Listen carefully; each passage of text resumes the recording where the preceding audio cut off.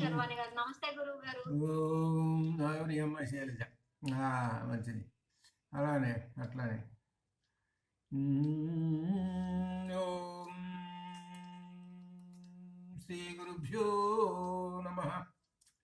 అఖండమండలాకారం వ్యాప్తం येन చరాచరం తత్పరం దర్శితం येन తస్మై శ్రీ గురవే నమః. శృతిస్మృతిపురాణానాం ఆలయం కరుణాలయం నమామి భగవత్పాదం శంకరం. నమామి భగవత్పాదం శంకరం లోకశంకరం.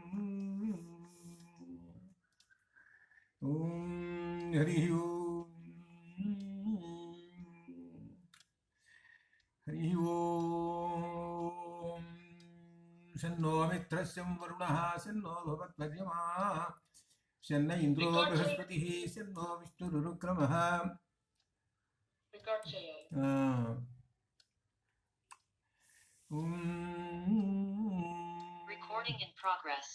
హరి ఓం.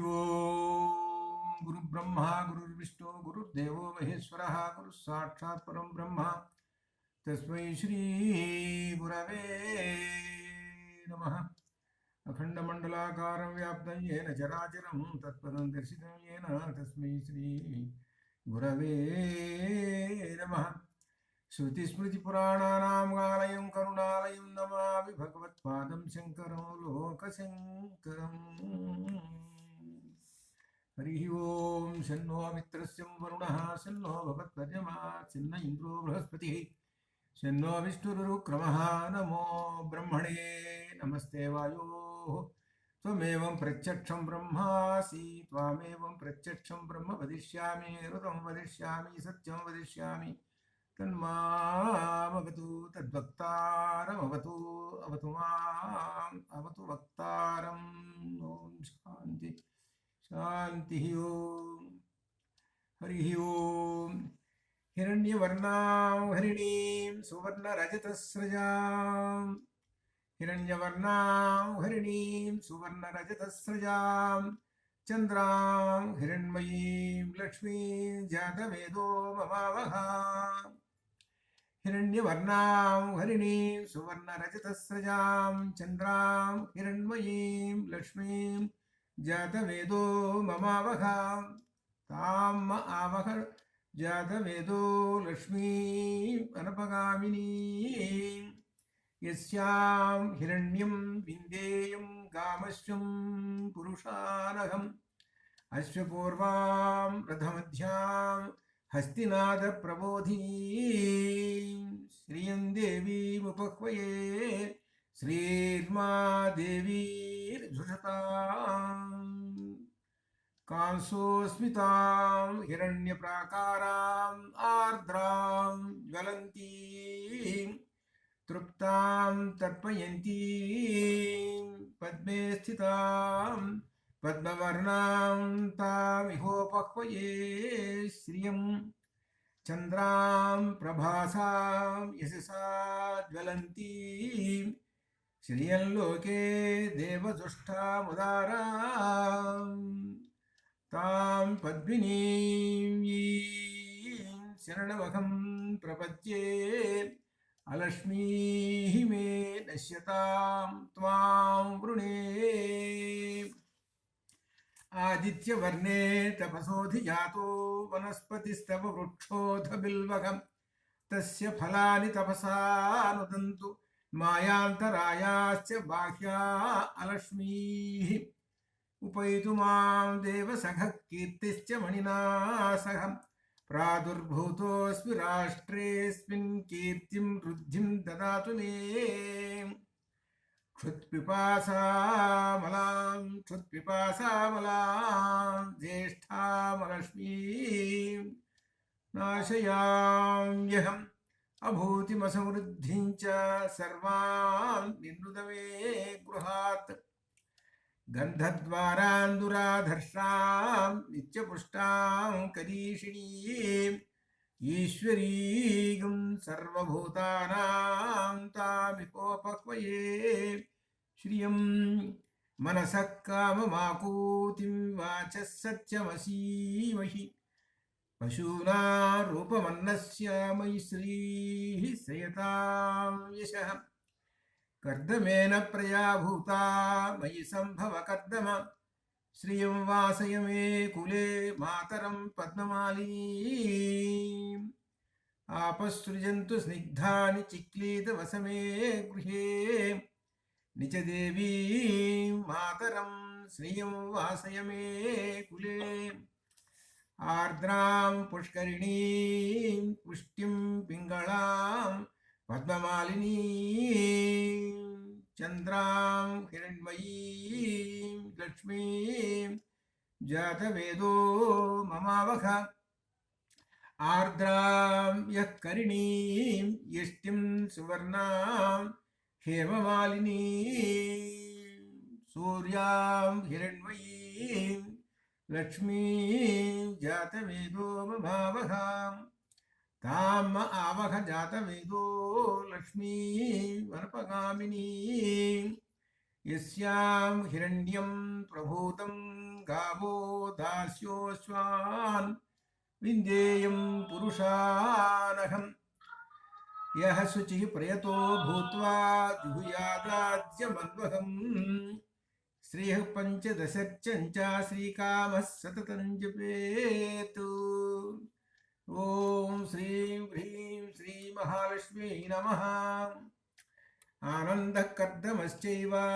चिक्लीत इति विश्रुताः ऋषयस्ते त्रयः पुत्राः स्वयं श्रीरेव देवताः पद्मानने पद्मऊरू पद्माक्षी पद्मसम्भवे त्वं मां भजस्व पद्माक्षी येन सौख्यं लभाम्यहम् अश्वदायी गोदायी धनदायी महाधने धनं मे जुषतां देवी सर्वकामांश्च देहि मे पुत्रपौत्रधनं धान्यो हस्तश्वाजाविगोरथं प्रजानां भवसि माता आयुष्मन्तं करोतु मां धनमग्निर्धनं वाजो धनं सूर्यो धनं वसुः धनमिन्द्रो बृहस्पतिर्वरुणं धनमश्नुते चंद्राभां लक्ष्मीं ईशानां सूर्याभां श्रियमीश्वरीं चंद्रसूर्याग्निवर्णाभां श्रीमहालक्ष्मीं उपास्महे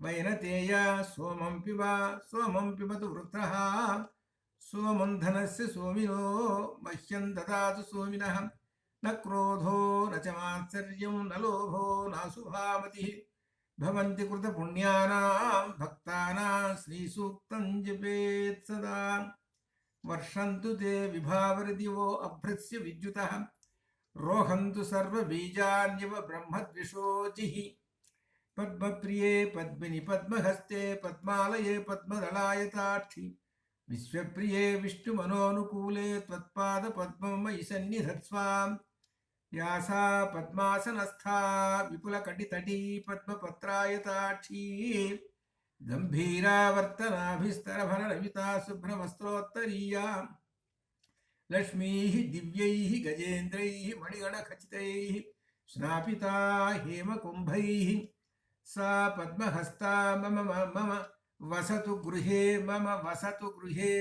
सर्वमाङ्गल्ययुक्ताम् लक्ष्मीं क्षीरसमुद्रराजतनयां श्रीरङ्गधामेश्वरीं दासीभूतसमस्तदेववनितां लोकैकदीपाङ्कुरां श्रीमन्मन्दकटाक्षलब्धविभवब्रह्मेन्द्रगङ्गाधरां त्वां त्रैलोक्यकुटुम्बिनीं सरसिजां वन्दे मुकुन्दप्रियां सिद्धलक्ष्मीः मोक्षलक्ष्मीः जयलक्ष्मीः सरस्वती श्रीलक्ष्मीः वरलक्ष्मीश्च प्रसन्ना मम सर्वदा वराङ्कुशौ पाशमभीतिमुद्रां करैर्वहन्तीं कमलासनस्थां बालार्ककोटिप्रतिभां त्रिनेत्रां भजेऽहमाद्यां जगदीश्वरीं तां सर्वमङ्गलमाङ्गल्ये शिवे सर्वार्थसाधिके शरण्ये त्र्यम्बके देवी नारायणि नमोऽस्तुते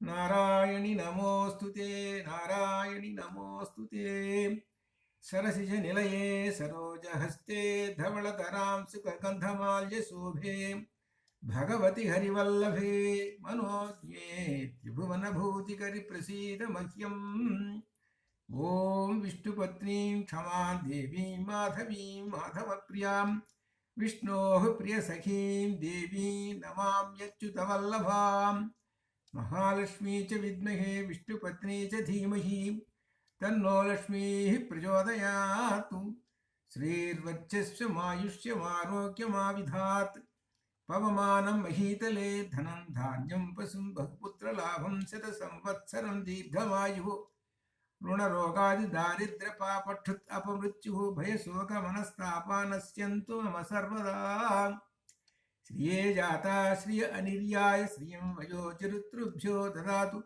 श्रियं वसाना अमृतत्वमायन् भजन्ति सज्ज सविता विदध्यून् श्रियं श्रियैवैनं तत्श्रिया मा दधाति सन्ततमृचावषट्कृत्यं सन्धत्तं सन्धीयते प्रजया पशुभिः एवं वेदा ఇది శ్రీ సూక్తం. ఇది ఋగ్వేదానికి అనుబంధమైనటువంటి సూక్తం. ఇది ఇందులో మొట్టమొదటి 16 మంత్రాలు. ఇవి మొట్టమొదటి 16 మంత్రాలు. ఈ 16 మంత్రాల్లో ఈం అనేటువంటి బీజాక్షరాన్ని నిక్షిప్తం చేశారు. దీనిలో ఈం అనేటువంటి బీజాక్షరంతో శ్రీ మహాలక్ష్మి ఉంటుంది. ఈం అనేటువంటి బీజాక్షరంలో శ్రీ మహాలక్ష్మి మనకు అనుగ్రహం ఇస్తుంది అనమాట. మొత్తం ఇది దీనిలో ఈం అనేటువంటి ప్రధానమైన శ్రీంలో ఏదైతే బీజాక్షరం ఉన్నదో శారా ఈం ఉందో ఆ ఈం అనేటువంటి బీజాక్షరమే మహాలక్ష్మి. ఇందులో మొట్టమొదటి 16 మంత్రాలు. ఈ 16 మంత్రాలని ముఖ్యంగా ఈ 16 మంత్రాలతోటి దీనిలో హవనం చేస్తారు, హోమం చేస్తారు, స్వాహాతోటి చేస్తారు. ఈ స్వాహా మంత్రంతో ఏమైనా చేస్తే అమ్మవారి యొక్క అనుగ్రహం ఉంటుంది అన్నమాట దీనిలో ప్రధానంగా.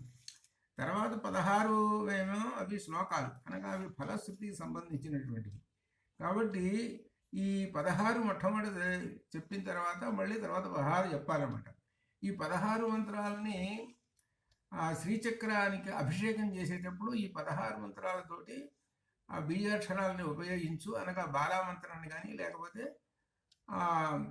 శ్రీ విద్యా మంత్రాన్ని కానీ అనుసంధానం చేసుకుంటూ శ్రీచక్రానికి అభిషేకం చేయొచ్చు. అభిషేకం చేస్తే ఇది మహా గొప్ప విశేషమైనటువంటిది ఇది. కాబట్టి ఈ శ్రీచక్రం అసలు ఈ మంత్రాలను చదివేటువంటి దానిలో విశేషం ఏమిటంటే ఈమనే బీజాక్షరం అనేది తెలుసుకోండి అని అర్థం. ఇది చాలామంది చాలా వేగంగా చదివేస్తారు, దానివల్ల ప్రయోజనం లేదు. అందువల్ల హిరణ్యవర్ణాం హరిణీం సువర్ణ రజతస్రజాం చంద్రాం హిరణ్మయీం లక్ష్మీం జాతవేదో మమావహ. దీనిలో జాతవేద అనేటువంటి పదాన్ని 5-6 సార్లు ఉపయోగించాడు. జాతవేదుడు అని అంటే అగ్నిదేవుడు అని అర్థం. అగ్నిదేవుడు అంటే ఇక్కడ మనం హోమంలో చేసేటువంటి ఉన్నాడే హోమాగ్ని, ఆయన పేరే జాతవేద. అందువల్ల ఈ మంత్రాలని హోమం చేస్తూ కనుక చేస్తే చాలా శుభకరమైనటువంటిది అనమాట. అంత అమ్మవారి యొక్క అనుగ్రహం ఉంటుంది. అది విషయం దీనిలో చెబుతూ ఇవాళ కార్యక్రమంలోకి మనం దీనిలోకి వచ్చేసారు. అంతవరకు శుభం భయాత్ అట్లా అనమాట. ఓం హరి ఓం. ఇవాళ దీనిలో చెప్పేటువంటి దాన్ని బ్రహ్మసూత్ర భాష్యంలో ఇంతవరకు అయినటువంటిది అసలు ప్రధానమైనటువంటి విషయం. అత్ర ప్రధాన వచనం తైత్తీరోపనిషత్తు భాగే ఆత్మన ఆకాశ సంభూత ఆకాశాత్ వాయు వాయోరగ్ని అగ్నిరాపః ఆపః పృథివీ ఇది అత్ర వచనం ముఖ్యాంశः. छान्दोग्योपनिषत्तु वचने छान्दोग्योपनिषत्तु वचनेषु तत्तेजो असूयता एते द्वयम् अत्र विरोधम् आभासि अत्र दृश्यते. न तु विरोधं नास्ति, अविरोधम् अत्र अस्ति. तत्तु समन्वयात् इति सूत्रेण समन्वयं करोतु. अथ अप अधिकरणे आपः अग्निरापः इति श्रुति वचनं युक्तम्. अप अधिकरणे आपः अग्नेः आपः इति श्रुति अग्नेरापः आपः पृथिवी इति अत्र सूत्रं युक्तम्. अत्र न संशयः. पृथिव्याधिकरणे अनेक रूपाः संभवन्ति. పృథివీ అధికరణే అనేక రూపా సంభవంతి. యథా అగ్నే ఆపః, ఆపః పృథివీ, పృథివీభ్యో ఓషధయః, ఓషధీభ్యో అన్నం ఇత్యాది అనేక రూపా అత్ర సంభవంతి. ఇక్కడ చెప్పేది ఏమిటంటే ఈ రెండు సూత్రాలని ఈ తైత్తీర్యంలో ఉండేటువంటి వచనం, అట్లనే ఈ ఛాందోగ్యంలో ఉండేటువంటి వచనాన్ని తీసుకొని అక్కడ విరోధం ఉందేమో అని అనుకుంటారే, విరోధం లేదండి. ఛాందోగ్యంలో అగ్నే రాపహ అని చెప్పాడు, అగ్ని నుంచి చెప్పుకుంటూ వచ్చాడు. అక్కడ ఉపనిషత్తు తైత్తీర్యంలోనేమో ఆకాశ ఆకాశాత్ వాయు అని చెప్పారు. అంటే ఏమిటి? రెండింటికి అమూర్త చెప్పుకుంటూ వచ్చారు. ఆకాశ వాయు అమూర్త, అగ్నేహి ఆపహ పృథివీ మూర్తయ. ఇది ఇక్కడ విశేషాలు అర్థం తెలుసుకోండి. వీటికే మూర్తి ఉన్నది, అగ్నికి, నీళ్లకు, భూమికి, అలానే భూమి నుంచి వచ్చేటువంటి అనేకమైనటువంటి వాటికి అన్నిటికీ రూపాలు ఉన్నాయి అని చెప్పుకుంటూ వచ్చాడని అట్లా అర్థం చేసుకోండి. తైత్తీర్యంలో ఏమిటి? ఆ రెండు కూడా అమూర్తాలు, అవి కూడా ఉన్నాయి అని చెప్పుకోండి. యథా క్షీరే దధి అత్ర అస్తి, అనగా పాలున్నాయి, పాలల్లో ఆ మేగడ, పెరుగు ఇత్యాదులన్నీ ఎలా అయితే ఉన్నాయి, అలానే బ్రహ్మంలో ఇవన్నీ కూడా ఉన్నాయి అని తెలుసుకోండి అని చెప్పారు. అని చెప్పి ఇక ఆ తర్వాత వరుసగా మనకు 7వది తత్ అభిధ్యానాధికరణం.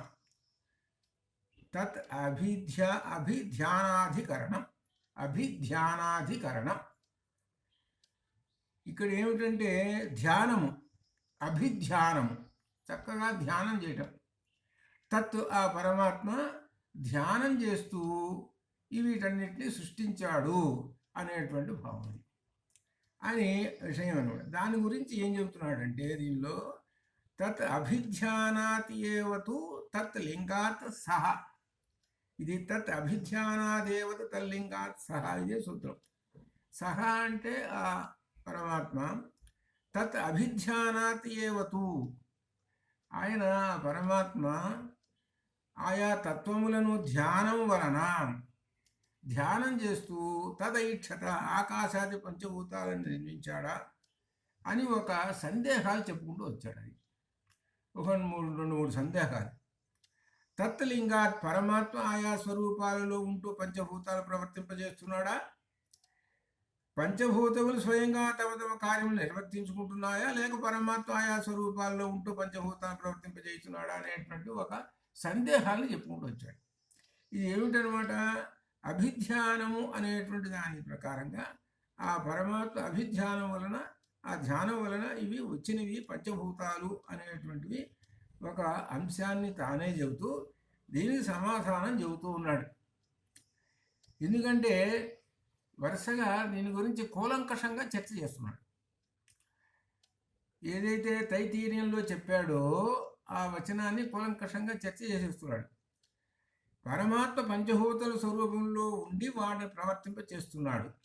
బృహదారణ్యకులంలో దీనికి అనుసంధానంగా చెబుతున్నాడు, బలం చేకూర్చడానికి. యహ పృథివ్యాం, యహ ఎవరైతే ఆ పరమాత్మ ఉన్నాడో, పృథివ్యాం తిష్టన్, పృథివీలో ఉండి తిష్టన్, యహ పృథివ్యా అంతరోయం పృథివీ, ఆ భూమిలోనే ఉన్నాడండి, ఆ భూమిలోనే ఉండి సమస్తము సృష్టిస్తున్నాడు అనేటువంటి విషయము. ఇక్కడ విశేషంటే యస్య పృథివీ శరీరం యః పృథివీమంతరోయం ఇది ఏష త ఆత్మ అంతర్యామి ఒకతః. ఎవరైతే పృథివీ ఎందున్నవాడై పృథివీ కంటే లోపలివాడు, ఎవనిని పృథివీ తెలియకున్నదో, ఎవనికైతే పృథివీ శరీరము ఇక్కడ ఎవడైతే పృథివీని లోపలి వాడే నియంత్రించుతున్నాడో ఆ అంతర్యామి నీ యొక్క ఆత్మ, ఆ పృథివీలో ఉన్నటువంటి ఆత్మ ఎవరైతే ఉన్నాడో ఆ ఆత్మ నీలో కూడా ఉన్నాడు. ఆ ఆత్మ అమృతుడు. ఇక్కడ ఒక విషయం ఇక్కడ ఏం చెప్పుకుంటూ వస్తున్నారనంటే పృథివీ ఆత్మ చెప్పుకుంటున్నారు. పృథివీలో ఆత్మ ఉండి చేస్తున్నది. ఏమిటి పృథివిలో ఆత్మ ఉండి చేస్తున్నారు, ఈ పృథివీనంతా నడుపుతున్నాడు, ఈ పృథివీ శరీరం ఆ పరమాత్మకి అని అంటున్నాడు. ఇప్పుడు భూమి ఉన్నదండి, ఆ భూమిని మనం ఏమి చూసుకోవాలి, పరమాత్మగా భావించుకోవాలి. భూమిని పరమాత్మగా భావించుకోవాలి. భూమి మీద మనం నడుస్తూ ఉన్నాం, భూమి మనకు ఆధారం. ఆ భూమి ఎవరు, సాక్షాత్తు పరమాత్మ. ఆ పరమాత్మకు నమస్కారం చేయాలి. మీరు కొన్ని సందర్భాలు చూసుంటారు, రంగస్థలం మీద ఈ నృత్యాలు చేస్తుంటారు చూడండి. రంగస్థలం మీద ఈ డ్యాన్సులు, ఈ భరతనాట్యాలు ఇటువంటివి. ఆ చేసే ముందుగా మొట్టమొదటి రంగస్థలం మీద అక్కడ రంగస్థలాన్ని నమస్కారం చేస్తారు. అంటే అర్థం ఏమిటో తెలుసా అండి, భూమి మనకు ఆధారం. భూమిని రంగస్థలంలో ఈ నృత్యాలు చేస్తూ ఎగిరెగిరి తంతుంటారు, ఒక్కసారి ఎగురుతుంటారు, ఇష్టం వచ్చినట్టు నడుస్తుంటారు, దూకుతుంటారు, ఇవన్నీ చేస్తుంటారు. అంటే అర్థం ఏమిటి, భౌతికంగా భూమిని తన్నటం అని అర్థం ఆ రంగస్థలం. అందువలన మొట్టమొదటిగానే నమస్కారం చేస్తారు, అనగా క్షమామ్యహం అని అర్థం. అది అసలు. అందువలన డ్యాన్స్ చేసేటువంటి వాళ్ళు మొట్టమొదట రంగస్థలానికి నమస్కారం చేస్తారు. వాస్తవానికి ఈ భూమి అనేటువంటిది పరమాత్మ స్వరూపం. నిద్రలేస్తున్నప్పుడు కూడా సముద్ర వసనే దేవి అని చెప్పాడు. పర్వతస్థన మండలే విష్ణుపత్రి నమస్తుభ్యం అని వరుసగా చెప్పుకుంటూ వచ్చాడు. కనుక ఈ భూమిని మొత్తాన్ని ఒక్కసారి చెప్పుకుంటూ వచ్చాడు. ఈ అమ్మవారికి, ఆ మహాలక్ష్మి అమ్మవారికి, ఈ భూమిని మహాలక్ష్మి అమ్మవారు ఈ సముద్రములు సముద్ర వసనే దేవి. సముద్రము వసనం అంటే చీర. ఇక్కడ ఒక విశేషం కూడా ఉన్నది. చీర మరి ధరించాలంటే శరీరం అంతా కప్పేయటమే కదా, కాకపోతే శిరస్సు కనబడుతుంటుంది అంతే. అనగా అర్థం ఏమిటి, భూమి మీద నీళ్లు ఎక్కువ ఉన్నాయని 3 వంతులు నీళ్లు ఉన్నాయా అని అర్థం చేసుకొని అర్థం. ఇది భౌతిక ఇంకొక అర్థం. సముద్ర వసనే దేవి పర్వతస్తన మండలే. స్తనమండలే, ఈ స్తన మండలములు ఉన్నాయే పర్వతాలు. ఎందుకు చెబుతున్నాడు పర్వతాలంటే, పర్వతాల నుంచి జీవనదులు పుట్టినాయి. ఈ జీవనదులు మనకు ఆధారం. అవి పంటలు పండిస్తున్నాయి, మన ప్రాణాన్ని నిలుపుతున్నాయి. అనగా అమ్మవారు తన యొక్క స్తన మండలం నుంచి ఈ సమస్త ఈ ప్రాణుల్ని పోషిస్తూ ఉన్నది అని అర్థం. అది ఆ అమ్మవారు ఎవరంటే విష్ణుపత్ని నమస్తుభ్యం. అమ్మవారు విష్ణుపత్ని. విష్ణు అంటే అర్థము సర్వవ్యాప్నోతి ఇది విష్ణువు. ఆ విష్ణువు అన్నిటా వ్యాపించి ఉన్నాడు. అంటే పంచభూతాల్లోనూ వ్యాపించి ఉన్నాడు.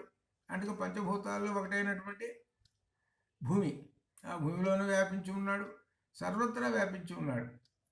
కాబట్టి లోపల ఉండేటువంటి ఆయన ఎవరు, అయ్యవారు ఉన్నాడు. ఆ అయ్యవారు ఎవరంటే విష్ణుమూర్తి. ఆ విష్ణుమూర్తి యొక్క పత్ని ఎవరు, ఈ భూమి. ఈ భూదేవి విష్ణుమూర్తి యొక్క పత్ని. కాబట్టి అమ్మవారికి నమస్కారం చేస్తుంటే అయ్యవారికి కూడా నమస్కారం చేస్తున్నట్టే లెక్క. అందుకనే ఈ వచనాన్ని ఆధారంగా చేసుకొని ఏమిటి, యః పృథివ్యాంతిష్టం యః పృథివ్యా అంతరోయం అనేటువంటిది ఆధారం చేసుకొని భగవద్గీతలో శ్లోకం వచ్చింది. గామావిశ్య భూతాన్ని ధారయామ్యహం ఓజస అనేటువంటిది వచ్చింది. అనగా ఈ భూమిలో నేను ప్రవేశించి సమస్తమైనటువంటి దాన్ని నిలుపుకుంటూ ఆధారమై ఈ భూమి, ఈ సమస్తమైన వాటికి అన్నిటినీ నేను పోషిస్తూ ఉన్నాను. ఈ ప్రాణులన్నింటినీ పోషించేది ఎవరు, భూమి పోషిస్తున్నది. భూమి పోషిస్తున్నది, మంచినీళ్ళు ఇస్తున్నది, తిండి ఇస్తున్నది, అట్లా అన్నీ ఈ భూమి ఇస్తున్నది.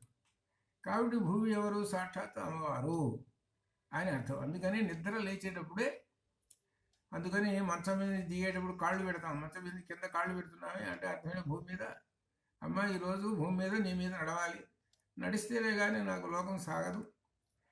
కాబట్టి మొట్టమొదటిగా నీ మీద కాళ్ళు పెడుతున్నాను కాబట్టి క్షమించుము అని అర్థమైంది. అది దీని అర్థం. సముద్ర వసనేది చివరి నమస్తుభ్యం అని చెబుతారు. అది దీనిలో ఉన్నటువంటివలన ఆ అమ్మవారికి నమస్కారం తీసుకుని వస్తారు. ఇది మనకు ఈ వచనాన్ని ఆధారంగా చేసుకొని మనకు గీతలో వచ్చేటువంటి శ్లోకం వచ్చింది. అందువలననే గీత ఉపనిషత్ సారము అన్నారు. ఉపనిషత్తుల యొక్క సారం ఏమిటో చెప్పయ్యా, ఏదైనా ఒక ఉదాహరణ అంటే ఇదిగో ఇక్కడ చెప్పుకోవాలి. అందుకని అవి నోట్ చేసుకోవాలి, ఇటువంటివి అనమాట. కాబట్టి ఇప్పుడు ఏం చెబుతున్నాడు అనమాట, ఈ భూమిలో తానుండి అన్నిటినీ నియంత్రిస్తూ ఉన్నాడు అని చెబుతున్నాడు. ఈ భూమిలో ఉన్న ఆత్మ ఎవరైతే ఉన్నాడో పరమాత్మ, ఆ పరమాత్మ నీలోనే ఉన్నాడు, ఆ పరమాత్మ సర్వాధ్యక్షుడు అని చెబుతున్నాడు. కాబట్టి నువ్వు ఇటువంటి భేదం అక్కర్లేదు అని. అంటే ఏంటి, ప్రశ్నలు వేస్తున్నాడు. ఆయన ధ్యానం చేసుకుంటూ సృష్టిస్తున్నాడా, ఆయన ఇట్లా ఈ విధంగా ప్రశ్నలు వేసుకున్నాడు, అటువంటివి ఏమీ సందేహాలు అక్కర్లేదు అని. ఇంకా బృహదారణ్యకోపనిషత్తులో ఉన్న ఒక వచనం చెబుతున్నాడు. నాణ్యతోస్తి ద్రష్ట, నాణ్యతోస్తి శ్రోత, నాణ్యతోస్తి వంత, నాణ్యతోస్తి విజ్ఞాత అని చెబుతున్నాడు. ఇక్కడ ఏమిటంటే ఈ అంతర్యామి సర్వాత్మకము.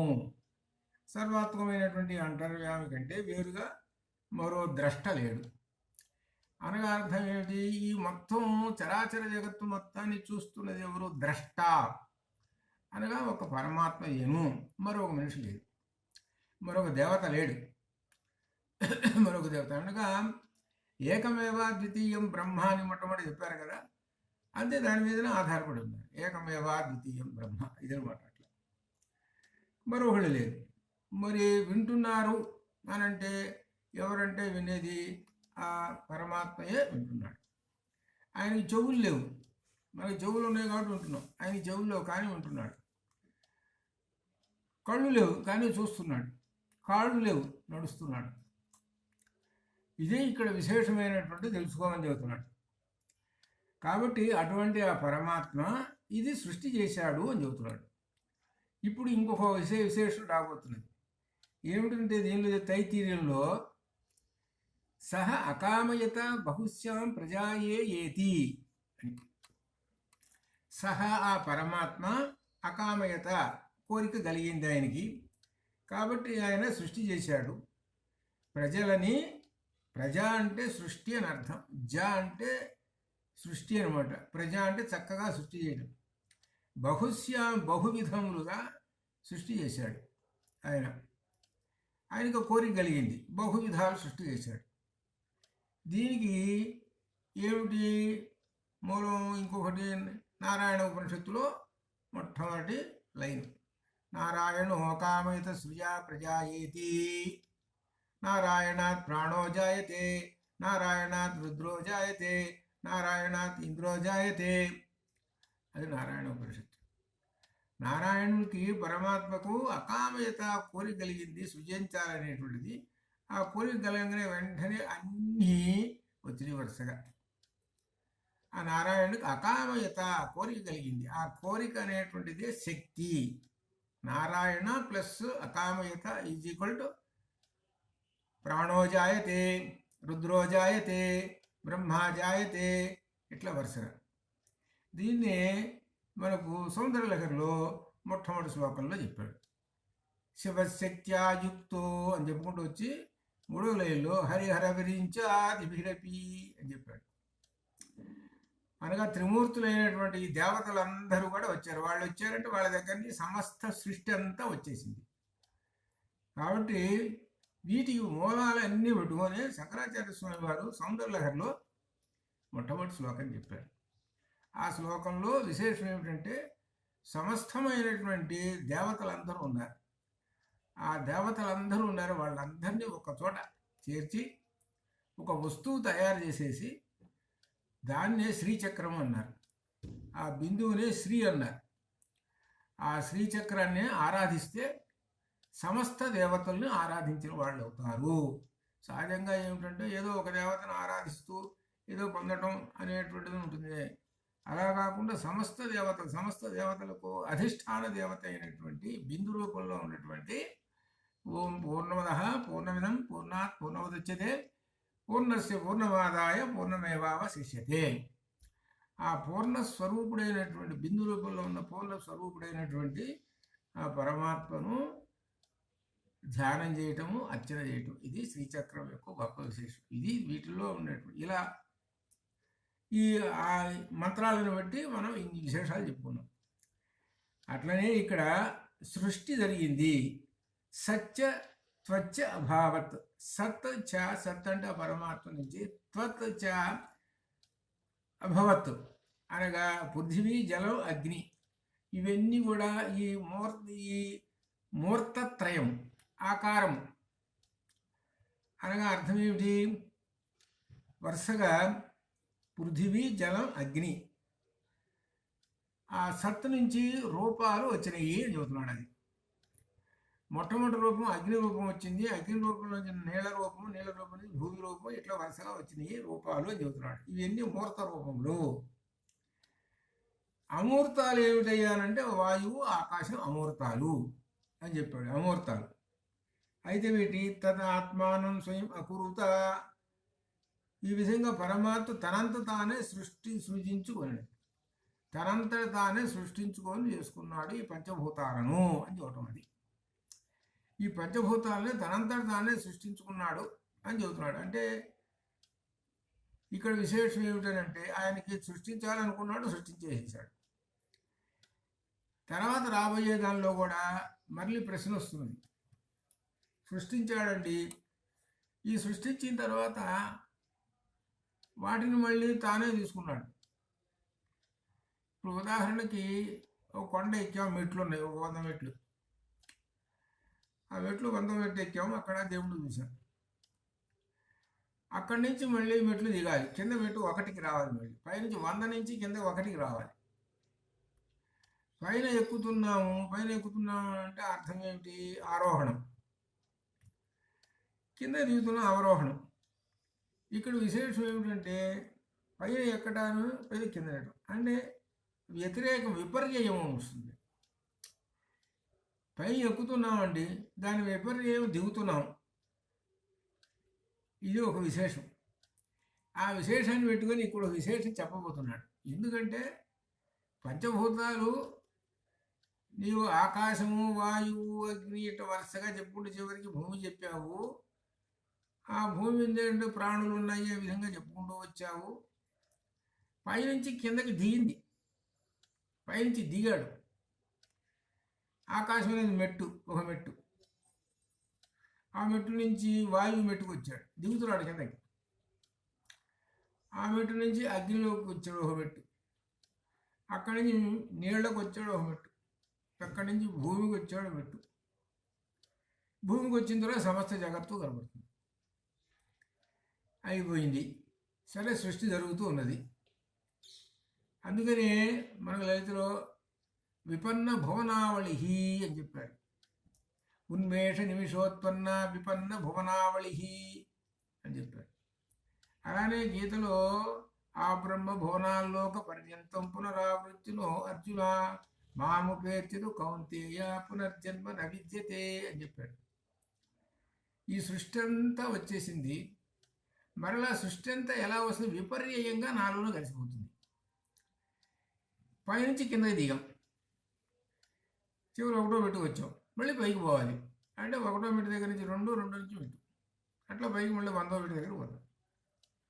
అట్లనే కింద ఏంటిది? భూమి ఉన్నది. భూమి దేనిలో కలవాలి? నీళ్ళలో కలిసిపోయింది. నీళ్లు దేనిలో కలిసిపోయింది? అగ్నిలో కలిసిపోయింది. అగ్ని దేంట్లో కలిసిపోయింది? వాయువులో కలిసింది. వాయువు దేనిలో కలిసింది? ఆకాశంలో కలిసింది. ఆకాశంలో ఇప్పుడు ఇవన్నీ ఉన్నాయి, భూమి ఇవన్నీ కూడా ఉన్నాయి. ఈ ఆకాశం చివరికి పరమాత్మలో లీనమైపోయింది. ఇది అయితే ఇది ఇంత భూమి కదా, ఇంత భూమిని ఎట్లా ఇది అని అనుకుంటారు. ఇది లీనమైపోయేటప్పుడు భూమి మీదట కొన్ని 100 సంవత్సరాలు వర్షాలు పడకుండా వేడిగా ఉండి మొత్తం సమస్తమైన జంతుజాలం అంతా నశిస్తుంది. క్రమంగా భూమి అంతా పౌడర్ అయిపోతుంది. మన నీళ్ళల్లో పౌడర్ వేసామనుకో, అది కలిసిపోవటంలా అట్లే ఆ నీళ్ళలో కలిసిపోతుంది. ఆ నీళ్ళుట అగ్నిలో కలిసిపోతాయి. అగ్ని ఏమో వాయువులో కలిసిపోతుంది, వాయువు ఏమో ఆకాశంలో కలిసిపోతుంది. ఇవన్నీ కలిసిపోయినప్పుడుట వరుసగా వాయువు ఆకాశం దగ్గరికి పోయి ఒక్కొక్కటి ఎట్లా కలిసిపోతుంటాయంటే పరమాణువంత అవుతాయి. అంటే ఈ పరమాణువులు పరమాణువు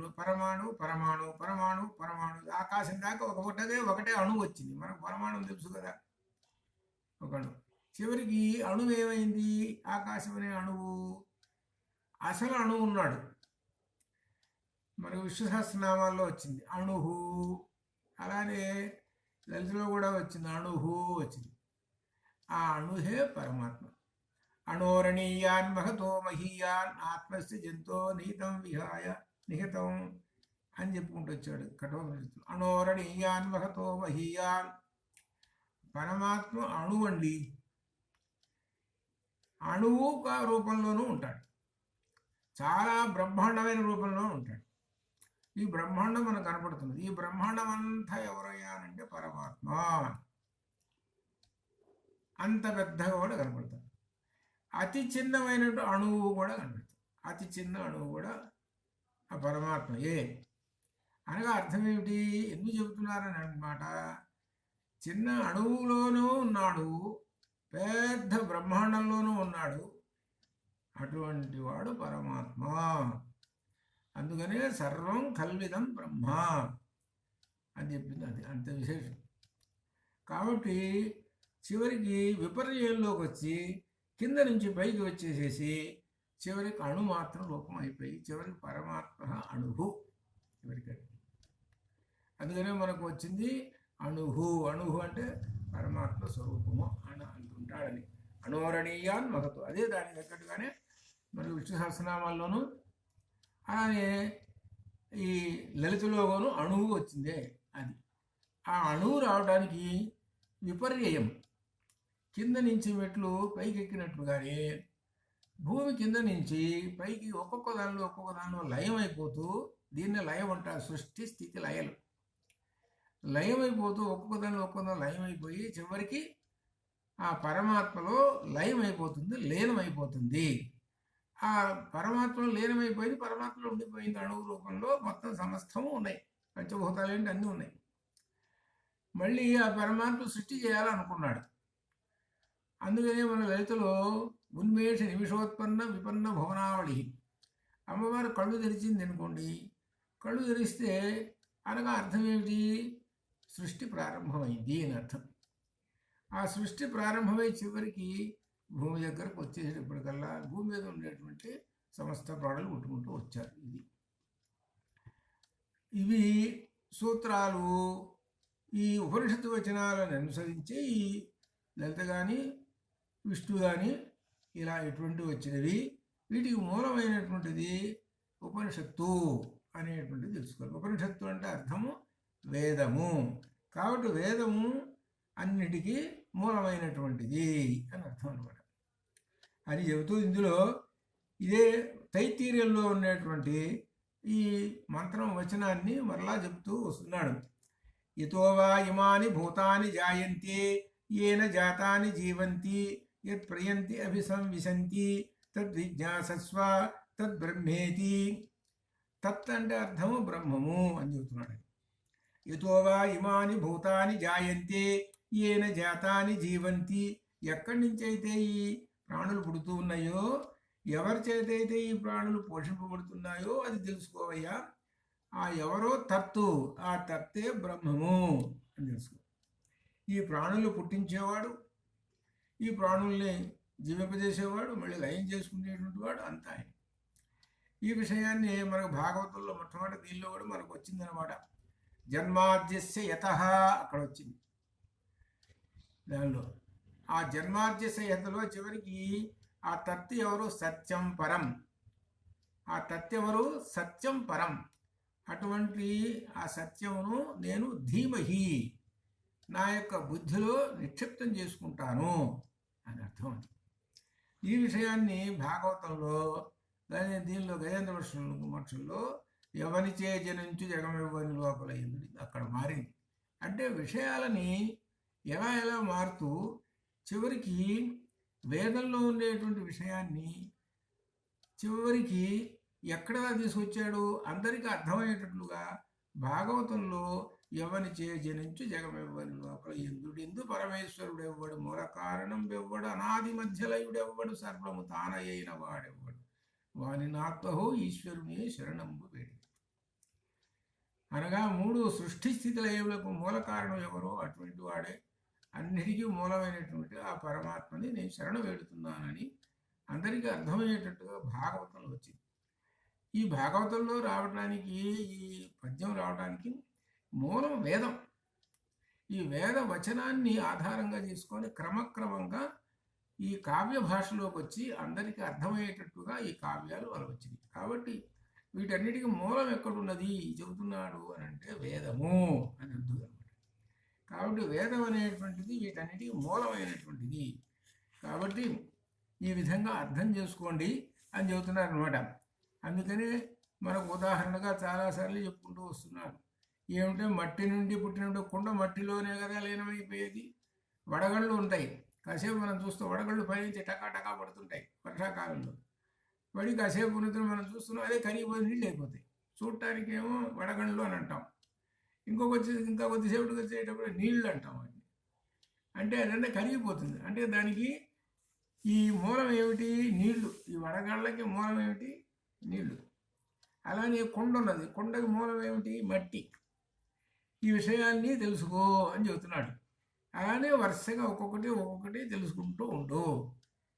అనగా ఒక కొండను చూసామనుకో, ఆ కొండకి ఏమిటిరా మూలం? మట్టి. మట్టి అంటే భూమి. భూమికి మూలం ఏమిటి? నీళ్లు. నీళ్లకు మూలం ఏమిటి? అగ్ని. అగ్నికి మూలం ఏమిటి? వాయువు. వాయువుకి మూలం ఏమిటి? ఆకాశము. ఆకాశం మూలం ఎవరు? పరమాత్మ. అంత దూరం పోయింది. ఇది అర్థం చేసుకోండి. మనం చూస్తున్నాము అని అంటే, భూమిని చూస్తున్నామంటే ఎవరు భూమి అంటే సాక్షాత్తుగా పరమాత్మ స్వరూపము, విష్ణు స్వరూపము. అందుకనే మొట్టమొదట విష్ణు సహస్రనామాల్లో చెప్పుకుంటుంది వచ్చింది ఏంటంటే, మొట్టమొదటి నామం చెబుతున్నాడు అనమాట. సర్వం వ్యాప్నోతి ఇది విష్ణు అనేటువంటి మాటని చెప్పడానికే విశ్వం విష్ణు అని చెప్పాడు. అది ఒక్కటే మాట చెప్పేశాడు. ఈ ఒక్క నామంతో మొత్తం 1000 నామాలు దీనిలో విశ్వం విష్ణు అనే నామంలో 999 నామాలు ఇమిడి ఉన్నాయి. ఈ విశ్వమంతా విష్ణు స్వరూపమే అని చెప్పేశాడు. మరి అది గొప్ప విశేషమైనటువంటిది. అందుకని విష్ణు స్వరూపం అంటే అదే అర్థమైంది. కాబట్టి ఇట్లా ఈ విధంగా ఈ సృష్టి స్థితులను తెలుసుకొని ఆ పరమాత్మను తెలుసుకోండి అని ఇంతవరకు ఈ విపర్యాధికరణంలో చెప్పుకున్నాడు. ఆ తర్వాత అధికరణాల్లో ఈ పంచభూతాల గురించి ఇట్లా ఇంకా సాగుతూనే ఉన్నది. అవి మనము రేపు సోమవారం నాడు విశేషంగా వస్తాయి. అంతవరకు శుభం భవతు. ఓం పూర్ణమదః పూర్ణమిదం పూర్ణాత్ పూర్ణముదచ్యతే పూర్ణస్య పూర్ణమాదాయ పూర్ణమేవావశిష్యతే. అసతో మా సద్గమయ తమసో మా జ్యోతిర్గమయ మృత్యోర్మా అమృతంగమయ. ఓం శాంతి శాంతి శాంతి. శుభం భూయాత్. మాధవి అమెరికా చేరింది. శుభం భవతు. అవును గురుగారు, నమస్కారం అండి. అందరికీ నమస్కారం. అయితే మాధవి అనుభవించింది మొత్తం. మీ 10 మంది ఉన్నట్టుగా అనుకోండి. మాధవి 10 చేతులు పట్టుకొని పనిచేసింది ఆ రోజు. దానిలో మీరు చూడండి, దానిలో కనపడుతూనే ఉంటుందిగా. అది అట్లా అది 10 చేతులు ఎక్కడో వదిలిపెట్లా. శిలాకుమారి చెబుతున్నా అవన్నీ మొత్తం రికార్డు చేసుకున్నది. అవన్నీ చాలా గొప్ప ఇది. అదే అట్లా అనమాట. అది శుభం భయాత్. అట్లని అట్లని మొన్న చేసినవి మళ్ళీ ఎప్పుడు మార్చిలో వస్తాయి. మొన్న 3 చేశాను కదా ఈటీవీలో, అవి మార్చిలో వస్తాయి. మళ్ళీ నేను అక్కడే చూశాను గురుగారు. సంక్రాంతి, భోగి నాడు, సంక్రాంతి అవి ఆల్రెడీ వచ్చేసినాయి. అవి దూరదర్శన్ వచ్చేసినాయి 3. అది దూరదర్శన్.